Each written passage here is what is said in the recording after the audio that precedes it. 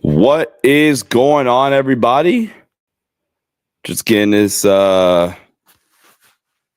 stream set up. I honestly don't know how long we'll be on, but we'll have some fun. We will be doing these a little bit more frequently. Think about going live, once or twice a week. Getting this more frequently, getting the channel back consistent. So that is 100% on my fault there. But for people just now joining, we're gonna talk some Lakers trades. We're gonna talk this Lakers team in general. Jackson, what's up, man? How's it going? Hope everything's all right with you.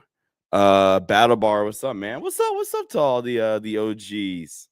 What's up, Mr. Palp? How's it going? Yo, Sean, what's up? How you been? Lakers need at least a big, a guard, and a wing, in which Rob will find a way to mess that up. But if we get those, we should be good. Yeah, we'll talk about this team's needs in a sec. Good to see you too, Jackson. Do I like that Bronny's performance is good for his confidence? Bronny was hooping tonight, man. Shout out Bronny. I'm not gonna lie. I feel like this has been the most spot on.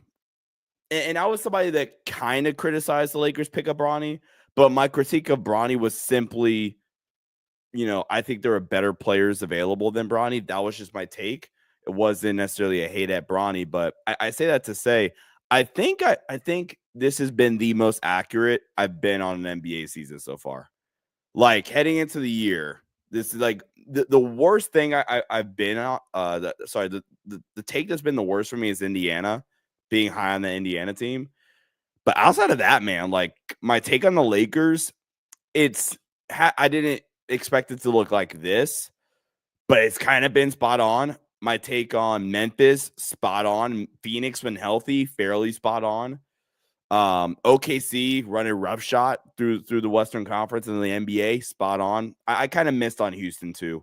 I didn't expect their defense to be that elite right now, but so let's touch on what Mr. Powell said. Big Baby Jonathan said, do we make a big trade or a small one? Braden, welcome from Australia, new subscriber. Appreciate dropping in. Yeah, stuff like this is why we're going to do this a little more frequently. Like I said, once a week, guys. I'll do better by using the community section and posting it and keeping you guys updated. That is completely on me. I appreciate you guys, though, hopping in here. Again, for my YouTubers, kind of unannounced. For the Twitter folks, I've kind of been promoting it here for the past couple of hours. But, let's pull back over Mr. Palp says. Lakers at least a guard, and a wing, which Rob will find a way to mess that up. But if we get those, we should be good. So, I'm curious what you guys think. This is kind of how I view the Lakers' needs. Assuming health is obviously covered, I think if we are ranking the needs, in my opinion, they have a multitude of different needs. One, they need athleticism in the backcourt. Tony, how's it going, bro? I saw your DM. I forgot to respond. I got you. I'll make sure I hit you back up, bro. They need to get some daggone athleticism in the backcourt. Number two, honestly, I'm not gonna lie. I think athleticism in the backcourt is probably going to be second for me. And I don't know if I'm putting backup big one or wing depth one. But I think athleticism in the backcourt's got to be two, like definitively for me, and then like however you want to sort the rest. Because I think what we're seeing from this Lakers team over the past 2 weeks, I think it's been, is how damn bad this team misses Austin Reaves, which this fan base gives AR so much crap, and I'm not even saying it's not justified, right? But man, they give him so much crap, right? And what Austin does for this team is he gives them just like think of it as a pressure release, right? Where there is literally nobody else on this team, especially the way D'Lo had been playing. D'Lo's playing, he's coming off a good game. Curious to see how D'Lo plays against the number 5 ranked defense in the Minnesota Timberwolves. Minnesota's kind of turned it around a little bit. and no Braun. So really curious to see how D'Lo plays in a game like that, where he's going to get a heavy playmaking load, or decision-making load in general. This team desperately needs Austin Reaves, because Austin Reaves is the only dude not named LeBron James on this roster that can get to the rim and create his own shot from the perimeter. He's the only guy on the roster that can do that. And honestly, that is why I know the Walker Kessler thing is kind of done, but that's why, man, like Sexton and Walker Kessler make so much sense. That clears two of the needs for me. Which was, athleticism in the backcourt and backup big. So I don't know. It's tough. We have a lot of questions we got to get to, though. So I just kind of want to give my 2 cents on that, man. This team is depleted. They are, desperate for some quickness. I think it's time to use AR as a trade chip. The Lakers need a star like Fox now and for post LeBron. I don't think Fox is on the trade market. I mean, if De'Aaron Fox was available for trade, you pounce on that. Trade all the picks. De'Aaron Fox AD pairing, that moves me. Battle Bar, does an AR Bruce Brown, DFS Braun AD lineup move me? And your bench is what, Dalton? I'm assuming you're trading Gabe. I'm assuming you're trading Rui. I'm also assuming you're trading D'Lo too. So does that mean your bench is Dalton, Max, Vando, and then like backup big? Is that right? Battle Bar? Let me know. You don't have to. Let me know. That 5-man grouping moves me in the playoffs. In a playoff setting, that 5-man group kind of moves me. Fultz, Max. How do we get Markelle Fultz? Oh, wait, I guess he's a free agent, isn't he? Markelle Fultz, Max, Dolan Connect, Vando, Jonas. I think I prefer this grouping over the current group come playoff time. I think. Hold on, wait. So you're swapping out Gabe, Rui, D'Lo. I think that's all you're sending out too. Yeah. Let me not overthink that. This moves me. Championship, I don't know, but it moves me a little bit. I think it moves you a little bit closer. That, yeah, it moves me a little bit closer. I think you're still low-key missing athleticism in the backcourt, but your wing depth is much improved, honestly. Yeah. Saw that one. I'm sure you've talked about it 100 times, but can I hear your thoughts again on why Lakers went away from AD at the 4? Why did the Lakers go away from AD at the 4? I think the timing, if we're being completely honest, the reason why they went fully away from it initially, I'm just going to say, I think the timing of it kind of was a big reason why. Because you got to think about when the Lakers really committed to not having AD at the 4 anymore, it was when Russell Westbrook was here. Like the first year of Russ is when the Lakers really committed to Anthony Davis being an 82-game center. And this is not like me blaming Russ necessarily, but from a roster standpoint, the Lakers, this is when Anthony Davis was an awful 3-point shooter. So by playing Anthony Davis and DeAndre Jordan together, and what was that opening lineup? It was Russ, Kent Bazemore, Braun, AD, DeAndre Jordan. That's nasty. So I think ultimately it's spacing, but there's perks. I don't think you should play AD next to a big 48 minutes. I think it should just be we should be able to mix and match. We should be able to have the option to do that, which the Lakers currently do not have. Brooklyn has all the role players we need. Brooklyn, Washington, Jazz are best trade teams. I don't know if you're trading with Utah anymore if Walker Kessler's off the table. You would have to just be in love with Colin Sexton, and I like Colin Sexton. I'm not necessarily in love with them. Brooklyn, I am a Cam Johnson stan, bro. I love me some Cam Johnson. So if you can get Cam Johnson in DFS, or Cam Johnson and Dennis. Trevor, I think had a trade. I think it was Trevor Lane. It was like Dennis. It was either Cam or DFS, and then it was Deron Sharp, I think. So that kind of moves me a little bit. Braden says backup big athleticism in the backcourt. You can talk me into either. Tony says, question, Sean. The benchmark is the Celtics. What are the combination of players that give us a shot to compete against Boston? I don't think it's a combination of like. Let me backtrack. I'm gonna go combination of skill sets. Is that okay, Tony? Combination of skill sets. Because I don't think there's specific players necessarily. Maybe that's a cop out. I'm gonna go combination of skill sets. I'm gonna go athleticism in the backcourt and wing depth. Because when I look at Boston and how you match up at Boston right now, for real, the benchmark should be OKC/Denver for the time being. That should still be the benchmark, because before you even get to Boston, you have to get through those two teams. But if you're comparing yourself to Boston, then it's wing depth, athleticism in the backcourt. Because if you look at how you're going to have to be Boston, do we want to see Rui Hachimura have to guard Jason Tatum for a 7-game series? Or Austin Reaves getting switch hunted and having to guard Jaylen Brown for a 7-game series? So now, if we're comparing it to Balbar says he doesn't know about Denver, I think it's Dallas.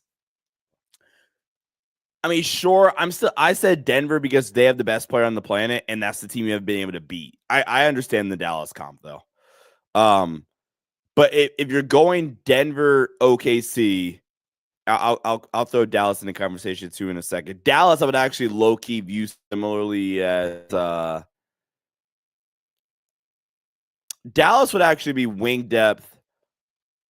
It would be wing depth and backup big, I think. Dallas would be wing depth, backup big.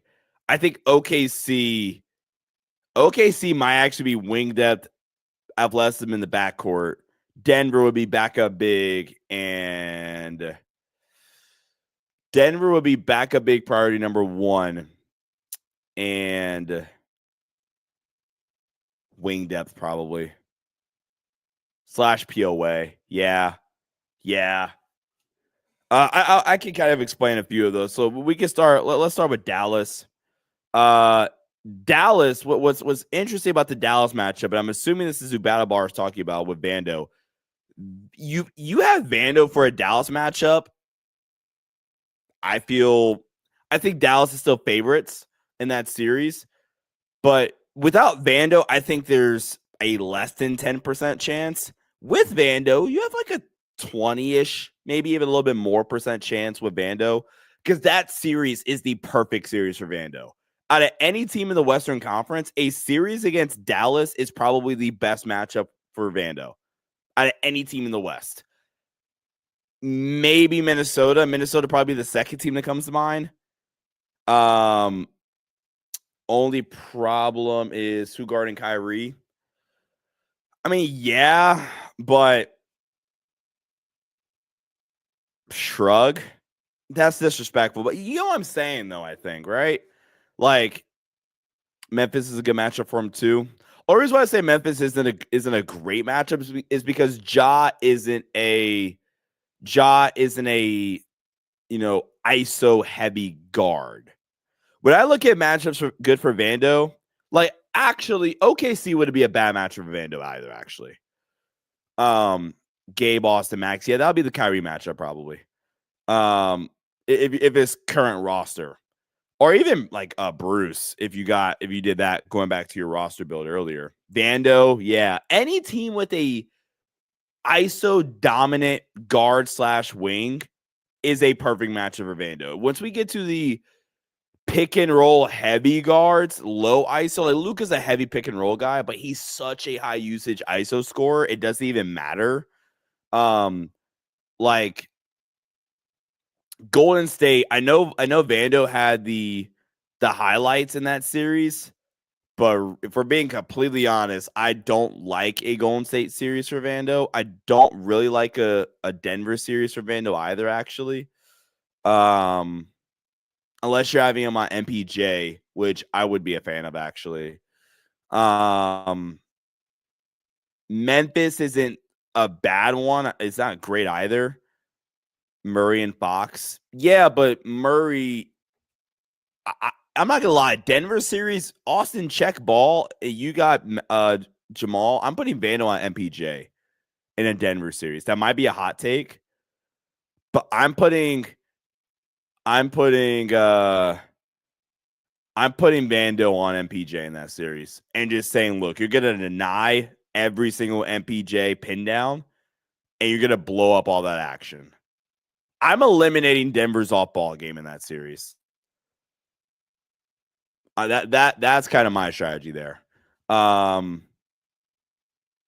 was only good at game 1 in Golden State, literally, because again, I love the conversation with Vando sometimes because I think there is a big chunk of the fan base that I don't think really has a good grasp on what Vando's good at. And I'm not like throwing shade at anybody, but I think if you think Vando's core strength is navigating screens, like if that's number one strength, I completely disagree with you.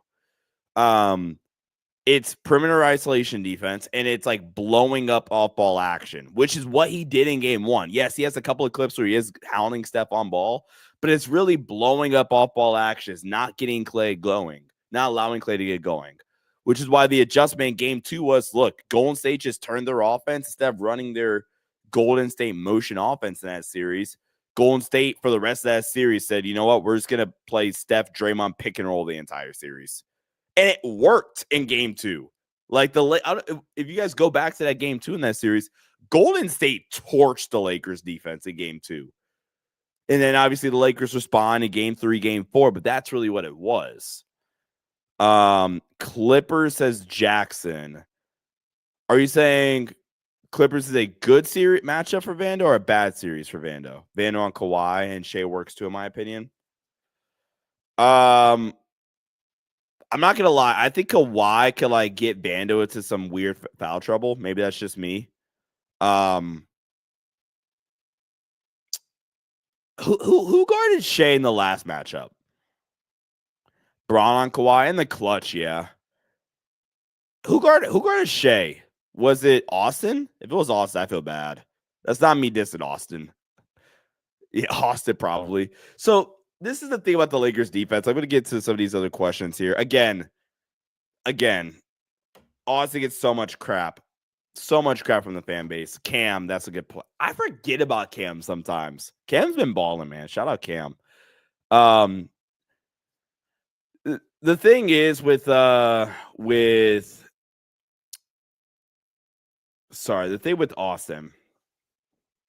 is, like I said, he gets so much crap, but Austin's the only player that I think consistently, like every single night, like gives a damn on both ends of the floor.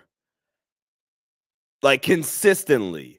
AD will have games where either A, he kind of ices himself out of the offense, whether it's him or JJ, or B, he like is the best of game back on defense, for an example, right? And Jackson, I'm going to scroll back up, guys, to get to the rest of the comments, but I think Jackson is the perfectly here. I'm not trying to give Austin bail. Austin is not victim here. But the Lakers are asking Austin to do more than he could do, and he meets up to it, in my opinion. Like, how many teams are asking what the Lakers are asking of Austin Reaves? Think about it this way. Are the Boston Celtics asking Payne Pritchard to do what the Lakers are asking Austin Reaves to do? And maybe that's a bad comp. Are the OKC Thunder asking Case and Wallace to do what Austin Reaves is doing? And again, like I'm trying to think of the perfect comp. Hold on. Hold on, let me think. I might need some help with that one, chat. Like Austin, the Lakers are asking Austin. Okay, yeah, okay. Tyler Hero's a step above Austin, but I actually like that comp. Is the Miami Heat asking Tyler Hero to be their best scorer? Bam is still the hub. Like a lot of their action still revolves around Bam, don't get me wrong. But the Miami Heat asking Tyler Hero to do what he's doing and, guard the best player. Guard the best perimeter defender. Guard the best perimeter player. Excuse me. No. And that's kind of where I'm coming from. Pacers and Andrew Nembhard. Andrew Nembhard, they asked him to do it for a 2-game sample size, and he was great at it in the playoffs. Outside of that, do they ask Andrew Nembhard what the Lakers ask of Austin Reaves? And the answer is no, right? Austin needs to be your team's worst defender. Not even. He just can't be your only guy that cares about playing, like cares about competing consistently. Like in that starting 5, Austin Reaves is probably their second best defender right now. Like legitimately. What's their starting 5 again right now? It's what? Austin. Let me look at the OKC game, which was last time Austin played. Starting lineup: Austin Reaves, Dalton Connect. Yeah, they're fairly healthy too. Like they're missing a backup big, but they're fairly healthy. Austin, Dalton Connect, Rui, Braun, AD. Am I tripping if I say Austin is like pretty clearly the second best defender of that group?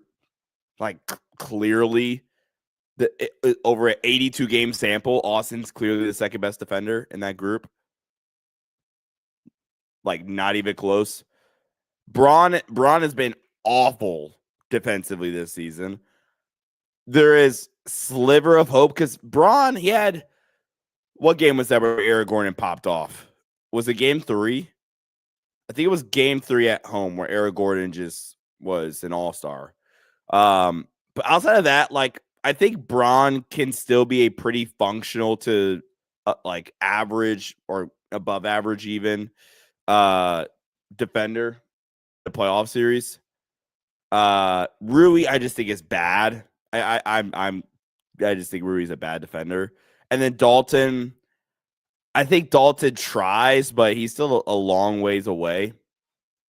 So Austin's clearly your second best defender. That statement by me also proves why them switching so damn much was stupid. I never understood that. So I'm not saying that, Austin's devoid of blame, but they are asking a lot of him for a guy that realistically probably shouldn't be asked that much. But let's get back to these questions, guys. I apologize. Appreciate you guys ranting with me here. Vando helped get us a Western Conference Finals. Yeah, he did. I'm not taking anything away from Vando. It was belt to ass.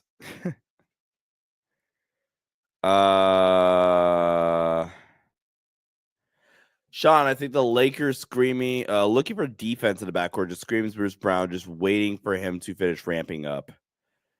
I'm not sure Laker fans are going to be excited about another injury, like riddled player over the past year or two. I like Bruce Brown. Maybe I just had PTSD from that playoff run, but I like Bruce Brown. They want a non-athletic guard to be a two-way stud and score 18 plus a night and help run as an offense. Basically. Sean, I got the deal and it works his spot checks with the restrictions on. Brandon Ingram, Herb Jones, and Jose Alvarado. Okay, without even finishing look at that, Brandon Ingram, Herb Jones, and Jose Alvarado, the Pelicans are going to need every single pick you own. Like, every single first, every single second, all the swaps and whatever, all of it. All right, what does he have the Lakers giving up? D'Lo, Rui, Gabe, JHS, Max Lewis, and both picks unprotected. See, I'm not going to lie. I think that deal only gets you like Brandon Ingram. I'm not going to lie. Like that's a Brandon Ingram package. Or I guess like a Herb Jones package. I don't think that nets you both. That nets you like Brandon Ingram and Jose Alvarado. If I'm New Orleans, this is like NBA analyst in me. There's no shot in hell I'm like trading Herb Jones right now. There's just no chance. Like Herb Jones is absolutely one of the 3 or 4 pieces I'm actually building around. I know Zion's stock is low, but you still got to build around Zion because when he's healthy, those players just don't come around for a similar reason why Philly just kind of has to stick with Embiid. Different like scale because Embiid's an MVP, but I mean, if this was on the table, hell yeah.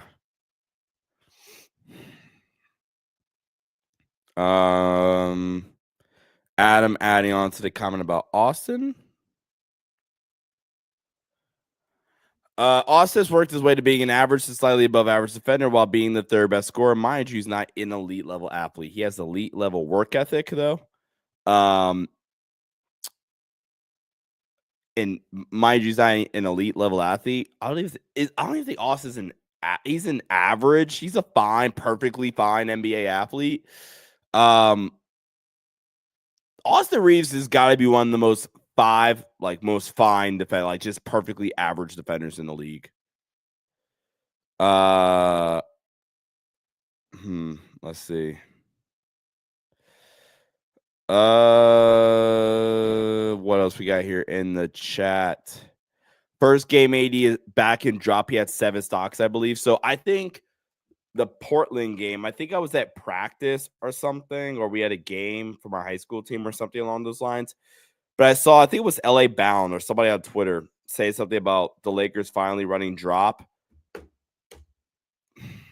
So it's funny. Darvin Ham got so much shit for the drop stuff.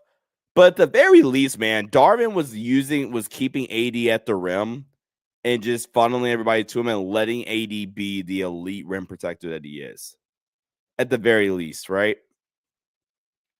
And it's funny, it's not we need to see drop every single time or we need to switch every single time.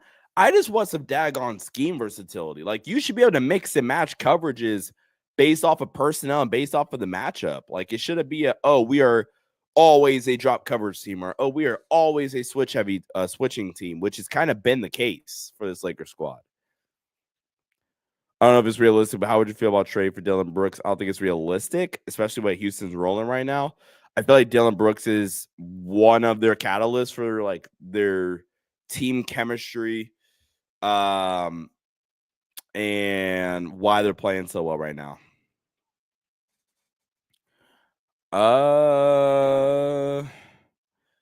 Super chat for my guy Jason. Jason, really appreciate the super chat, man. Greatly appreciate it. Super chats are the number one easiest way to help out the channel, guys. Come straight to me as well, actually. So you guys are directly supporting me. This is not like previous ventures where, who knows where it goes. You're directly supporting me. So Jason, I really, really appreciate it.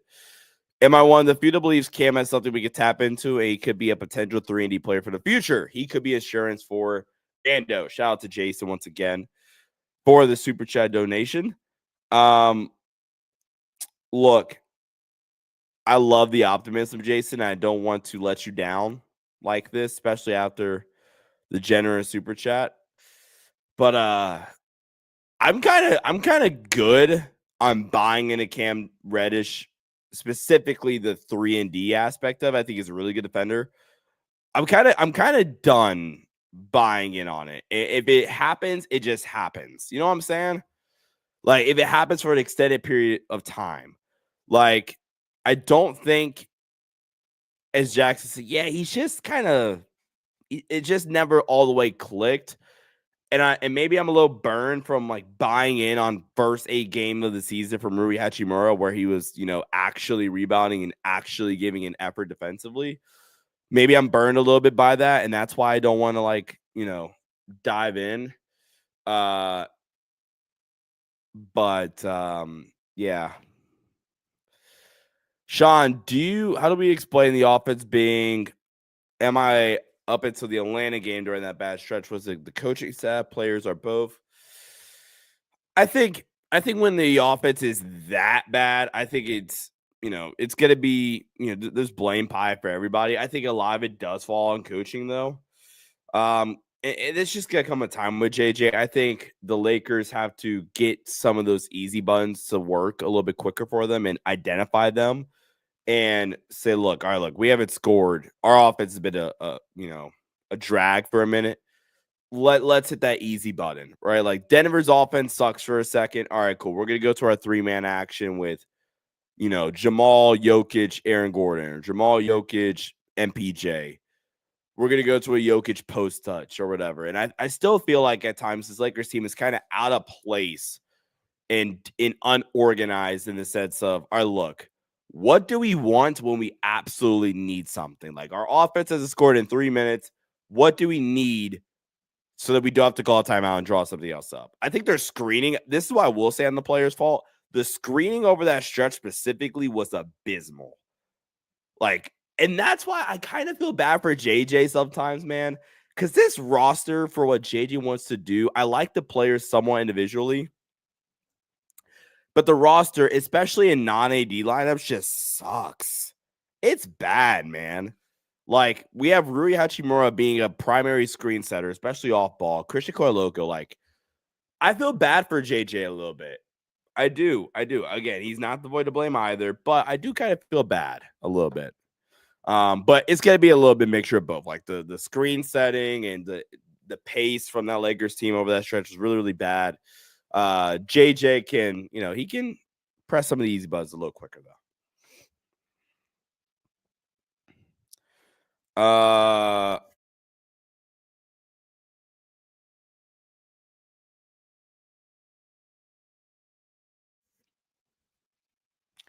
Let's see what we have here. Is there any possibility of Trae Young being traded from Atlanta? Being traded now that Atlanta is playing well? No shot. And no shot he gets traded to the Lakers. The Hawks should have no incentive to want to help the Lakers this season. The Hawks own the Lakers pick this season.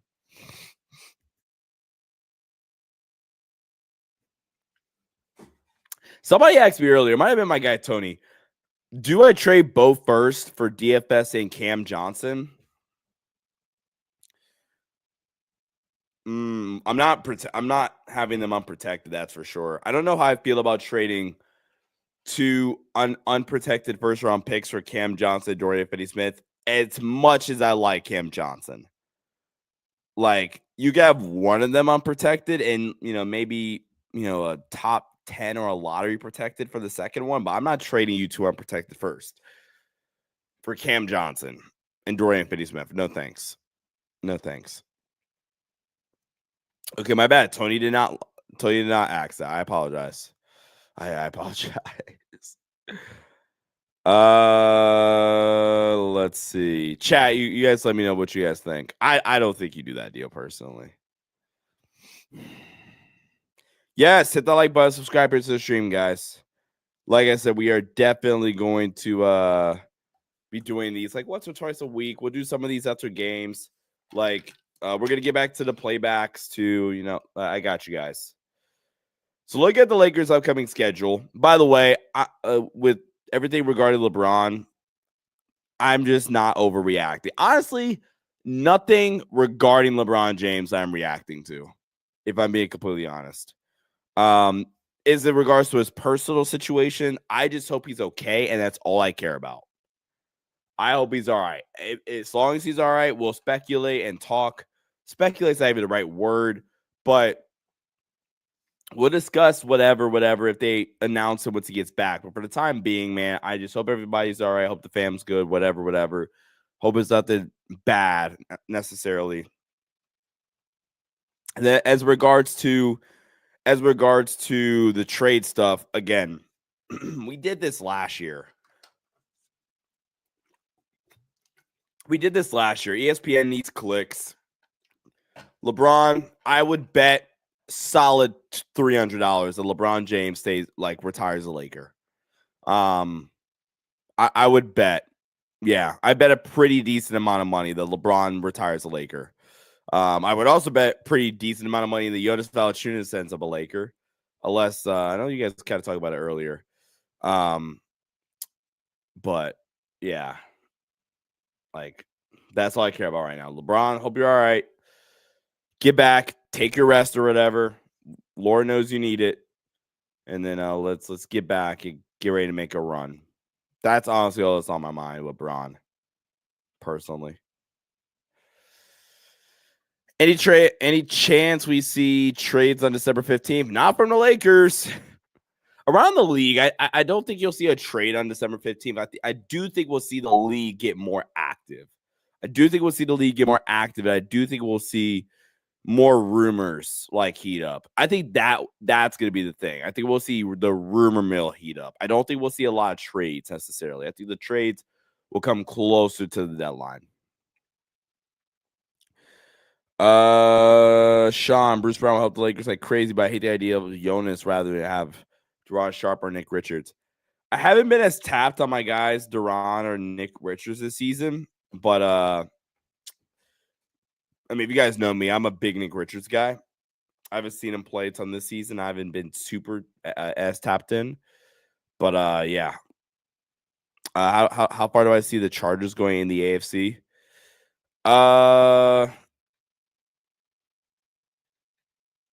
How far do I see the Chargers going in the AFC? I think they'll win a playoff game. I think we'll win a playoff game, which is a overwhelming success considering this was supposed to be the rebuild year.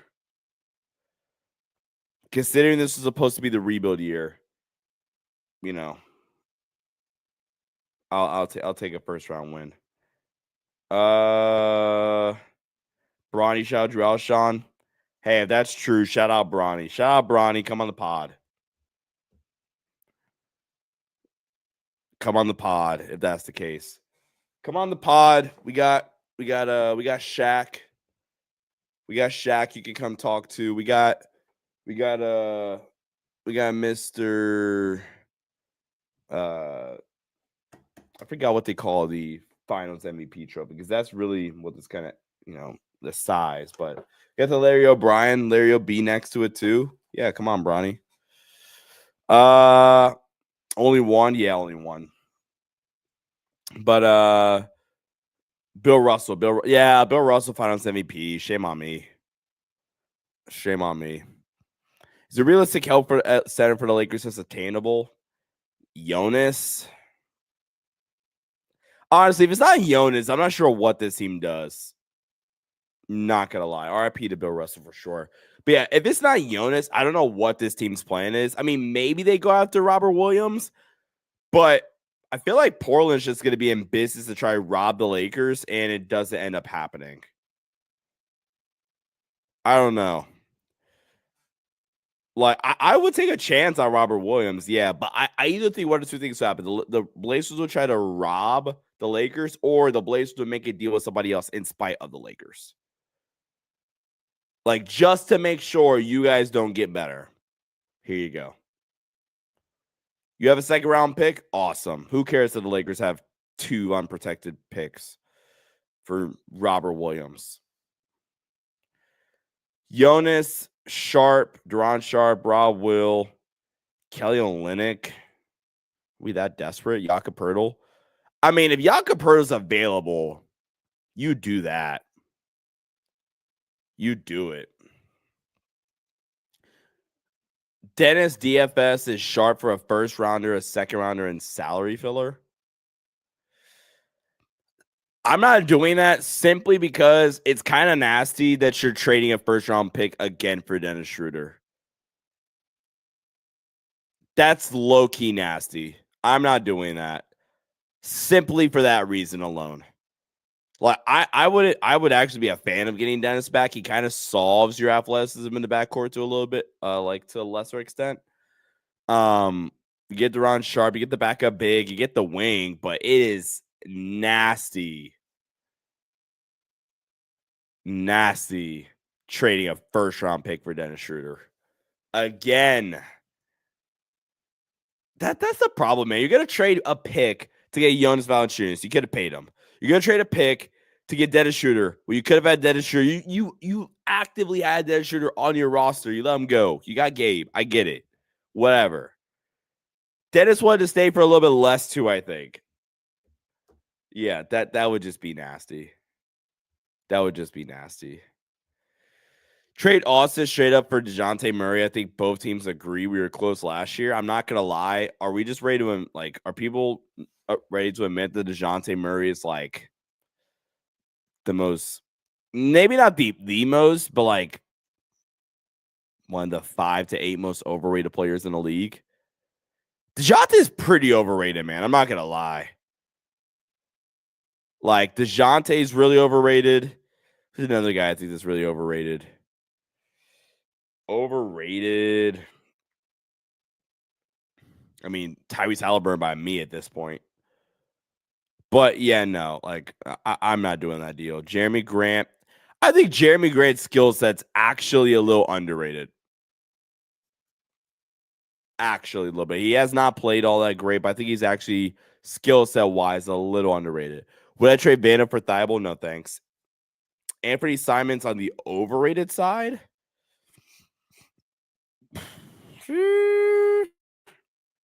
I wouldn't go that far, but I kind of see where you're coming from. Kuz is probably a little overrated. Kuz is probably a little overrated. Kuz is probably a little bit overrated. Dude, I think we maybe I haven't like kept all the way up with Brooklyn, but did we kind of gas up Nick Claxton? Or is there like just a reason why he hasn't played a ton? Is it really just the Ben Simmons stuff? Let me see. Who else do we kind of overrate? I feel like we like actually underrated Jordan Poole. Now he's balling. But guys, get your final questions in, man. We're gonna wrap up here in a bit. Like I said, we're gonna be doing this once a week. I'm gonna go live again Monday night. I have a video out tomorrow, so Saturday here on the channel. And then we're gonna go live again Monday night. Jake said Lakers checked in Ron Sharp. I'd be down. So, guys, we're going to go live Monday night. We'll have a film breakdown Wednesday next week. I'm going to lock in, chat. We'll have a film breakdown next week, Wednesday. And then, yeah. Yeah, that's how we're going to rock out with that. But, guys, make sure you guys hit that thumbs up button and subscribe here to the channel if you all are new. We'll be back Monday night, 11 o'clock Eastern, 8 o'clock Pacific time. We'll be back on Monday night. Thank you guys so much. I appreciate it. Tell your friends. Check out the channel. We're back. Peace out, guys.